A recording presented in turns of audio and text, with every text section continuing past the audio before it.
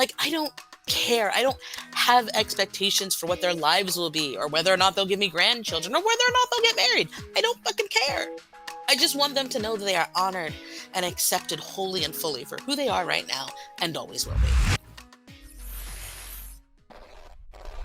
Now, on the subject of deeply toxic people and deeply toxic things, I wanted to go ahead and switch lanes real quick and actually talk about parenting, because most people in their their mid-20s and onward, they start to become cognizant and aware that so much of the trauma that they have from their upbringing has seeped into their adulthood, and they're starting to see, like, wow, I am the way that I am because of who I was and how I was raised. And so much of that starts with our parents. And over the last 6 months, the one resounding truth that I've learned about you is the fact that you, as a parent, you have this incredibly fresh perspective where you're totally aware that, hey, as a parent, my behaviors, both implicit and explicit, are going to shape my child in deeply profound ways, both good and bad. I think that's sort of the way that I've understood it, but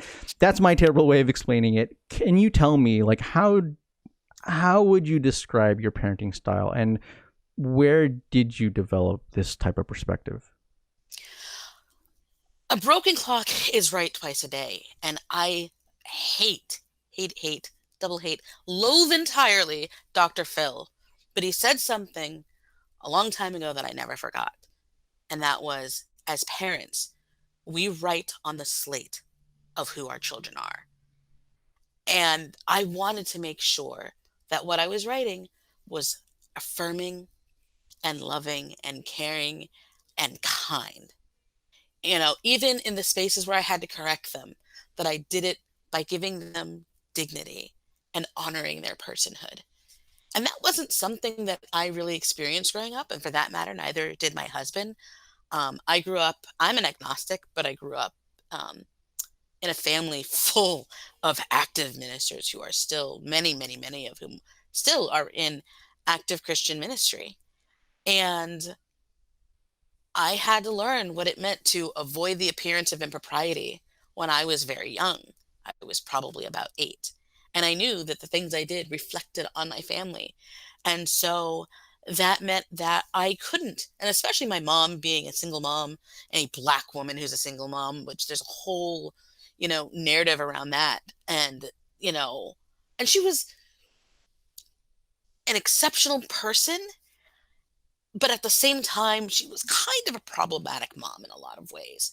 And so, just as I grew up, knowing that there were certain things that I couldn't be because it would reflect badly on her.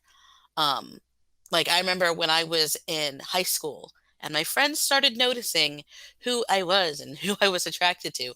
And they would say things like, you're bi, right? And I would say, well, I couldn't be bi if I wanted to be. And I didn't really, I mean, it was always the joke, but I didn't consciously realize how true that was. And I couldn't. And so as we got older, and as my husband and I got married and started to have and raise our own kids, we just knew we were going to do the opposite. And we wanted to make sure that our kids were affirmed, that they had agency. Um, in the family pictures that are on my page, one of our kids, my non binary kid, Reese, did not want to be in the photos. They were having a bad day and they didn't want to engage. And we said, okay, we're going to be here over there. And I mean, they came with us and it was like, we're going to be over here and we're going to take the pictures. If at any point in time you want to hop in, come out of the car and hop in. Otherwise, you can stay over here. And we brought my mother in law along so that um, my kid could, have someone to be there with, but we didn't push it. And I don't regret it. And I think that just that whole idea of giving our kids agency, two of the kids, and obviously including my envy, are queer. And there was never a question about, would we accept them, would we not? And the whole idea, especially with my oldest being autistic, which the very first thing we were told to do when he was diagnosed was mourn the child you wouldn't have. And I'm like, but that's so stupid. That is so stupid. So as they started coming out queer, it was like I never had that feeling of, oh, I miss my little girl, or, oh, if my daughter, who is pan but pretty gay, like, I don't care. I don't have expectations for what their lives will be, or whether or not they'll give me grandchildren, or whether or not they'll get married. I don't fucking care. I just want them to know that they are honored and accepted wholly and fully for who they are right now and always will be. Wow. I mean, and that's the thing that I thought was always so surprising. It's like, you know, I think especially as a Filipino American, and especially as someone who's sort of, spent a lot of time talking within Asian American spaces, there's, you know, oftentimes the conversation of what it feels like almost to be living for your parents' dreams. Not necessarily that's in my situation, but I know that that's definitely the situation for a lot of not just Filipino Americans, but that so many people and so many communities of color who, especially families where they started off struggling, whether they're immigrants or whatever, or they're working class, and there's this feeling that like, oh, I need to follow this path that my parents laid out for me. My parents know what I want. They know what's best for me, and sometimes that sort of trust in your parents strips you away of that agency, and you don't realize that, like, oh, I did have a choice. I did like I should have been able to make that decision on my own.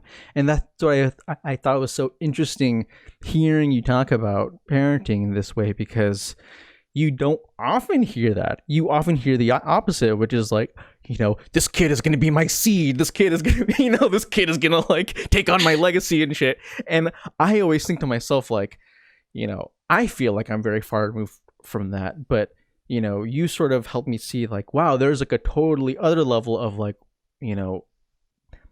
of looking at, in sort of the example that you're talking about, taking family photos, like even those things, because I remember like, having family members who being dragged into going to vacations or being dragged to go see family members. And I think that's sort of like the defining thing about so many toxic families is this sense of, I must do this. I have to do this.